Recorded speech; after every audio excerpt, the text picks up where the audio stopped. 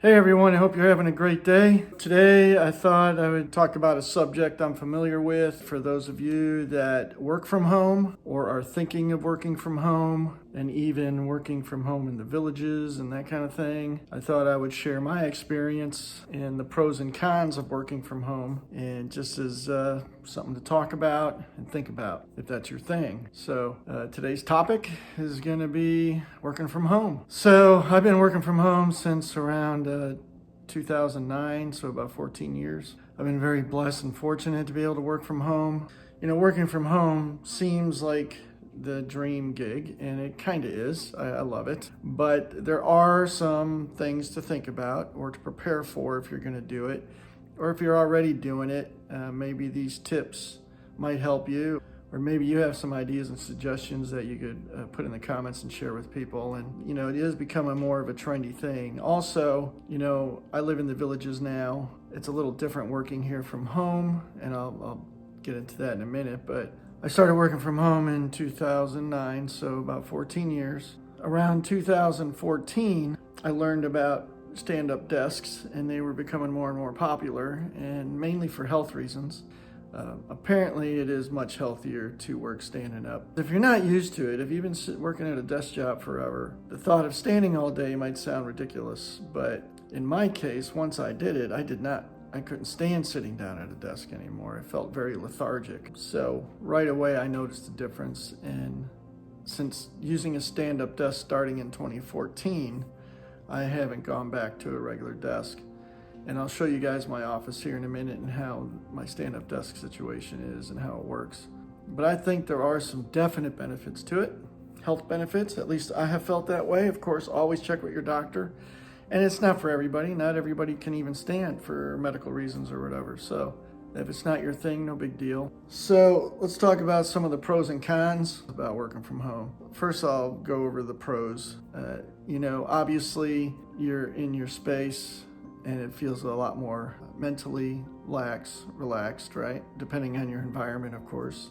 In my case, it's awesome to wake up, grab my coffee, walk a few steps, I'm in my office and ready to go to work. It's a really cool way to live. There's no commute, there's no rush hour, there's no traffic jams I have to worry about. There's less wear and tear on my vehicles, and incredible gas savings, obviously. So there's a lot of financial benefit to it. Is really cool. Obviously, there's the comfort of your home is your office.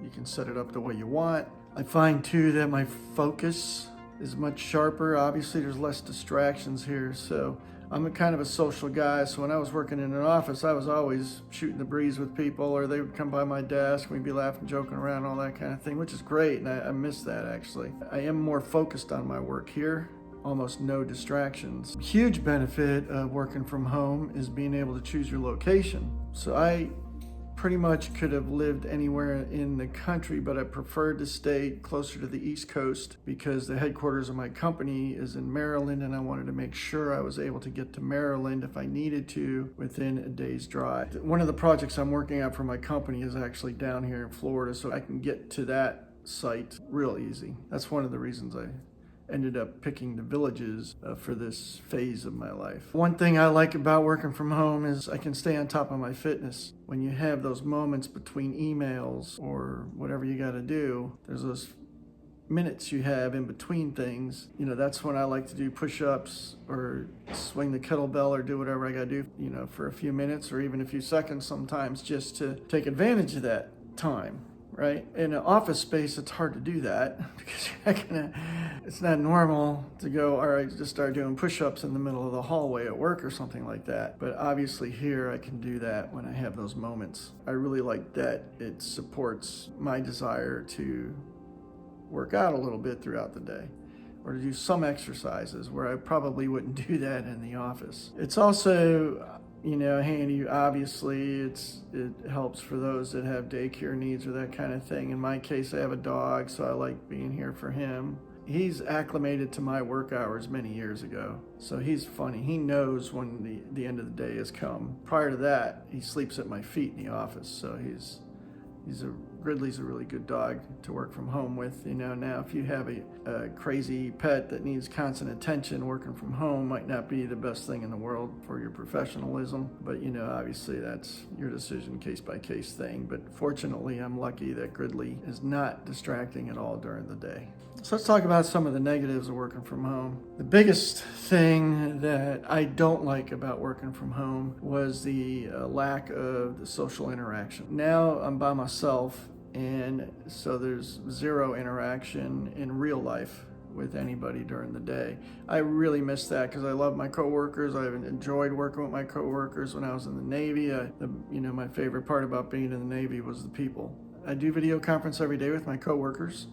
So I do have that, and it's similar. We're able to joke around and do our thing and get the job done and discuss tasking and stuff like that. But there's something to be said about the real human interaction, and that part is I really truly miss. I'd say that's the worst part for me, working from home. Now for others, that might be a dream because some people don't want to be around other people. I like being around people. I like people in general. Anyway, it's something to think about. Something to prepare yourself for if you're getting ready to work from home. That part of your life is going to change a little bit. Another downside to working from home is, my office is right there. If there's a task or a mission that is weighing on me, it's tempting to work on that mission into the evening and late at night. It's right there. If I'm bored or if there's a tasker that we've been pressing on all week, it's too easy for me to walk in there and keep working. And there's a part of me that's in my nature. And, that's not a good thing to do. Work frowns upon that. They don't really want you to do that because at the end of the day, everyone goes home and that's how it should be. But it's a very difficult thing sometimes to lay here thinking about, I want to go in there and send that email or finish that project, feel good about it. And I used to do that all the time, have our morning meetings and the video conferences, and they would laugh and say, okay, Jeff was sending out emails at 2 a.m. Anyway, so I pulled back on that kind of thing and tried to be more self-disciplined on treating that like an office, like a real office, and at the end of the day, you leave it. The downside of working from home is sometimes there's some distractions because it's very easy to get things done around the house during the day. For example, if you have the cable guy come into the house to hook something up, make sure you schedule it for your lunchtime, your off time, or days whenever you can squeeze it in. It doesn't interfere with your job, and that's something you have to be very disciplined about to maintain that professional spirit. Schedule everything as if you're truly in your office. I think that's just my personal opinion to maintain a professional thing. If your company is kind enough to allow you to work from home, I don't want to take advantage of that. I want to be as professional as I can to give them, 100% of the value that they're paying me for. So I try to limit those distractions. If I schedule things, I try to do it on an off day. So in my case, we have compressed work schedules, which means I work typically 9 hours a day, Monday through Thursday, and then 8 hours on Friday. Then the following Friday I have off. So every other Friday I have off. And that's the day I try to schedule things as much as possible, appointments, medical appointments, or, utilities. So that's something to think about, is avoiding those kind of distractions during your work hours. And another thing you might want to do, this is a good tip, is to let your neighbors know you work from home and let them know your hours, because it's, they're going to want to come over and be neighborly. And they might want to drop something off or say hi or whatever, or check up on you. If you don't tell them that you're working in certain hours, you might, get interrupted. Not their fault, but you don't want to be in a video conference and your doorbell's going off and then you're not answering and the neighbor knows you're home and they're wondering, well, why is Jeff ignoring me today?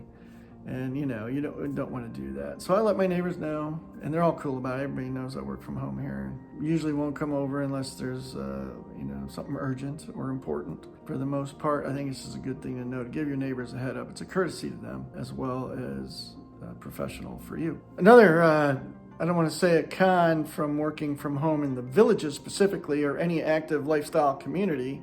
It's not a bad thing, but it's in the back of my mind. But it is in the back of my mind sometimes that, oh man, I wish they would do more of their activities after normal working hours. But this isn't your average community, so I don't expect people to work around my schedule, right? So any activities and clubs and things like that, you're for sure going to have to find ones that work on the or function on the weekends. And that's again, that's not a con. It's just most of the activities happen during the day here. I just want to throw that there as food for thought.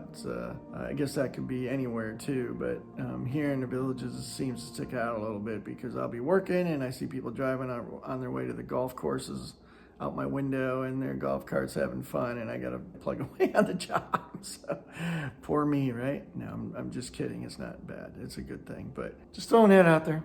All right, so let's move it into the office and I'll show you my stand-up desk. Let's talk about it and go from there. So this is my office and there's my stand-up desk. And you can see I have it away from the wall facing that way. So I stand behind my desk over here and face the center of the room. The reason I do that is I don't like being up against a wall or facing a wall when I'm working all day. I kind of like to have some open space in front of me and the natural light and all that. And I can look out my window and it just works better for me that way.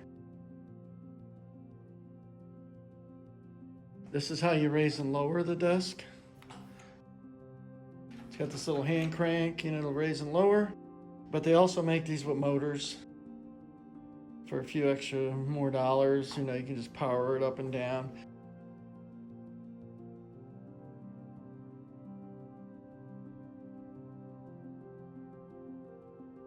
Probably lowered it maybe 3 times to sit and work, but I really do not like to sit and work anymore. It drives me crazy. That's like one of those ergonomic pads to stand on. It's a real thick foam to help with fatigue or pain on the feet.